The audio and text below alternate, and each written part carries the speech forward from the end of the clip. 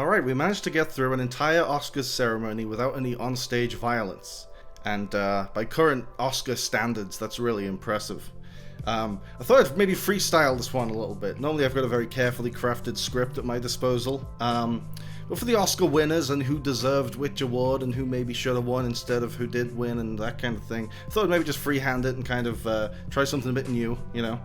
Right off the bat, I was really glad Everything Everywhere All at Once swept the awards. I mean, I'm not going to go over again why I liked it so much. I've made a whole video about that, but the Daniels completely deserved their Best Picture award and their Best Director award, their Best Original Screenplay award. They just, as great as some of the other nominees in those categories were, just none of them broke the mold quite the way Everything Everywhere All at Once did, and kind of managed to pair. You know, there were some Best Picture nominees that were like populist choices and kind of blockbusters where you've got like Top Gun and Avatar, and there was kind of some more intimate, more talky kind of movies like Tar and Women Talking and the kind of art housey stuff that normally gets awards. But Everything Everywhere All at Once was like the intersection of the two. It was kind of like the best of both worlds.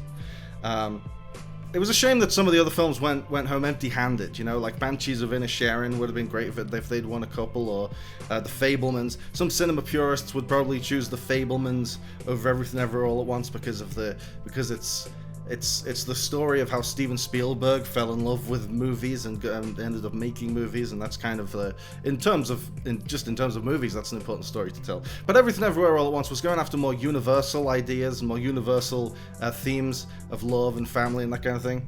So I think ultimately they made the right choice with giving almost every award to Everything Everywhere All at Once. I think.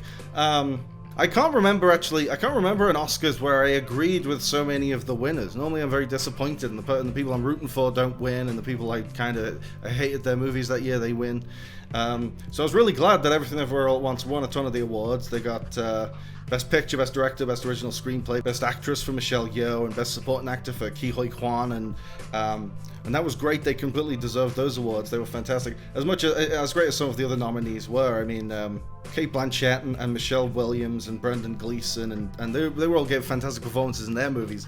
But I just think that in terms of making the human connection and touching audiences, Michelle Yeoh and Ke Huy Quan totally deserved those awards. The one Everything Everywhere award I maybe wouldn't agree with is Jamie Lee Curtis for Best Supporting Actress, because as she's great in the movie, but she's kind of more of a she's like the villain, and then she's like the comic relief, and she plays a few different versions of her character, and she has some really heartfelt moments in it that are really great. I just think compared to the other nominees, I think maybe Curtis's role in Everything Everywhere All at Once maybe was the weakest of the five. As great as she was, it's just, you know, Angela Bassett was so incredible in Black Panther as she had to convey a lot of the grief that the audience was processing, and that the movie was resting a lot of its message on. And it was just a very powerful performance. It also could have been one of those times where an Oscar is given as kind of a Lifetime Achievement Award, where it's not necessarily their best work, but it's like kind of an apology for having not awarded them for their best work. But that, you know, the same could apply to Jamie Lee Curtis. I mean, she's been a screen icon for like 50 years. I just feel like her roles in other films had more depth than her role in Everything Everywhere All at Once. She had more depth in Halloween, maybe even than Everything Everywhere All at Once. Even Stephanie Hsu from Everything Everywhere All at Once in the same category, I think would have been a better choice, because she's, in terms of playing the dichotomy of Joy, who's this kind of like depressed, nihilistic kid who just wants to connect with her mother, and Jobu Tupaki as this kind of evil, multiversal overlord figure, and how she kind of draws parallels between the two and in their emotions and how they respond to things. And Hong Chow was fantastic in The Whale. She kind of, if anyone came close to kind of outshining Brendan Fraser in The Whale, it was definitely Hong Chow as the kind of the enabler who kind of, she like tells him off for eating so much, but then also hands him his bucket of fried chicken, and that was a very interesting role. And she kind of she got to cover a spectrum of emotion in that role, and she kind of had some deep monologues and also just some quieter moments that round out who she is without necessarily doing too much. And Kerry Condon in Banshees of Inisherin as Colin Farrell's sister was really great. She was kind of, as a kind of a mediator between the two friends who aren't on speaking terms, she was fantastic.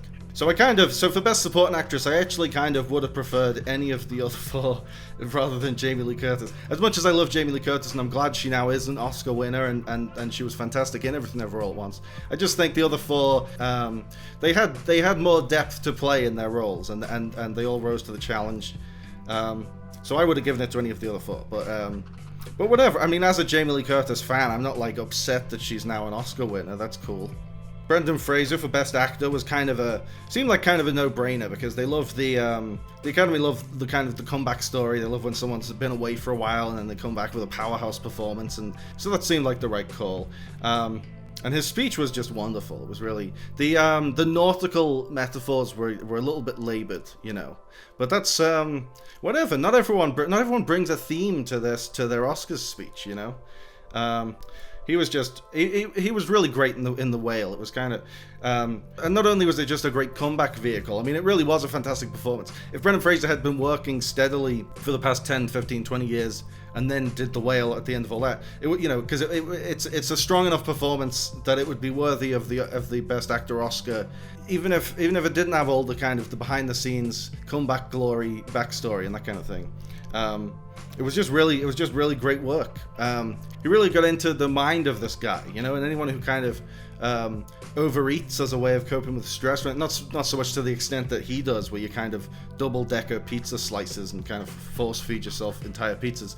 But I think everyone can relate to that, and I think he captured the emotions of it really well, and the kind of the motivation behind it, and he didn't like overact. It was like he had a lot of monologues to do, and he didn't like overdo it. He kind of played it right in the edge. Like, he got all the emotions there, but he just kind of pushed it right to the edge. He didn't go overboard. So I think oftentimes, like, a lot of acting is mistaken for good acting, but sometimes less is more. Best Adapted Screenplay. I think there were some interesting nominations for Best Adapted Screenplay, because there's a lot of cases where it's not necessarily adapted from anything besides it being a sequel to some other thing. Like Glass Onion was technically adapted by Rian Johnson from Rian Johnson's own Knives Out. Or like Top Gun Maverick is technically an adaptation because Maverick existed beforehand, and they kind of based the movie on the other Top Gun. But it seemed like the right choice to give it to Sarah Polley for Women Talking, because that's a movie where the writing is one of its main strengths. It could have been, that script could have just been a play. They could have just had make up that barn on a stage and just do it as a stage play. So that seemed like a good call. And I'll blaze through some of the technical categories. Best visual effects, Avatar was just another one that was like a no-brainer. Like, no movie has ever done underwater motion capture before, and the reason Avatar 2 took so long to make was because they had to create the technology to even do it. And I feel like that's in a category like best visual effects, you really need to be rewarding innovation. So as great as some of those other nominees were, and the way Top Gun, the team of Top Gun seamlessly kind of, like, the whole selling point of Top Gun was the practical effects, but there's inevitably going to need to be some VFX work done to kind of polish over some of the edges, and the fact that it was so seamless and that people did believe it was 100% practical is kind of worthy of merit. But just, Avatar was just the best visual effects of the year, no doubt. Best editing, another one that went to Everything Everywhere All at Once, and that was incredible editing, because they're cutting between all these different universes, and sometimes the characters are traveling from one dimension into another, and when Evelyn is first verse jumping, she's not very good at it, and she's flashing through hundreds of different dimensions. Just the montage of it all, and the timing, and the editing of Everything Everywhere All at Once lives up to that title, because it's just this complete frenzy of cuts, and your eyes have always got something new to be looking at. It was spectacular. Best costume design went to Ruth E. Carter for Black Panther: Wakanda Forever, and she had previously won for the first Black Panther, so this was kind of like a victory lap, because that's, in both Black Panther movies, she really knocked it out of the park, because one of the things that make those movies unique is the kind of Afro-futuristic aesthetic, and the costumes are a big part of that. The costumes in Wakanda Forever were incredible, the actual practical costumes, and there was one costume that's absolutely hideous, which was the Iron Heart armor, but that was CGI. That wasn't Carter's fault. It was entirely CGI. The actual costumes that actual actors were wearing on a set were just spectacular. It was just like in both the Black Panther movies, she really nailed it. Best makeup and hairstyling went to the Whale, which seemed like another like shoe-in, because the way they managed to make Brendan Fraser look like a 400-pound man, but also be able to put the makeup on his face in a way that wouldn't affect his ability to express himself through his face. That they could kind of walk that line between completely transform him physically, but also give him his entire face and all his face muscles that he needs to express himself. Although the team that worked on the Batman were incredible, because you couldn't, if no one told you that was Colin Farrell as the Penguin, you might not even know it was him. And the Elvis team did a pretty good job of turning Tom Hanks into Tom Parker. But I know, I feel like none of them outdid The Whale. Of course The Whale was going to win Best Makeup. It almost feels like that movie was designed as like a vehicle for makeup artists. Best sound went to Top Gun, which seemed like the right call. Just like the sound was kind of one of the things that made it a movie you needed to see in a theater, because the way when the jet engines would roar and your armrests would rattle, you know, it was a big part of the experience of that movie. I kind of wish maybe Son Lux, I don't know if I'm saying that right, Son Lux sounds right. For Everything Everywhere All at Once, doing for the score for Everything Everywhere All at Once. I kind of feel like they should have won that, because that was incredible. That was kind of the way the visuals immerse you in the multiverse. This kind of otherworldly music does in the same way, and pairs with the visuals so beautifully. Or John Williams for The Fabelmans would have been a good call. His music in that, rather than like the big operatic theatrical kind of music that he would do for a more action-packed Spielberg movie like Raiders of the Lost Ark or Jurassic Park, he has more of a light touch in The Fabelmans. But his music's still a big part of the kind of the warm, nostalgic feel of the movie. Overall, this was a really nice Oscars to watch, because like not only did I just agree with most of the winners, it was just a nice atmosphere. It was like, after last year's weird, tense Oscars with the slap, it was just nice to see so much love in the room this time around. Watching Ke Huy Quan like light up the stage with a big beaming smile and give Harrison Ford a big hug, that's the complete opposite of watching Will Smith slap Chris Rock. It was a G.I. Jane jump. Keep my wife's name out your fucking mouth! I'm going to. Thanks for watching, guys. I hope you liked the video. Remember to like and subscribe and click on the little bell. And also seize the day and call your mom and be kind to yourself.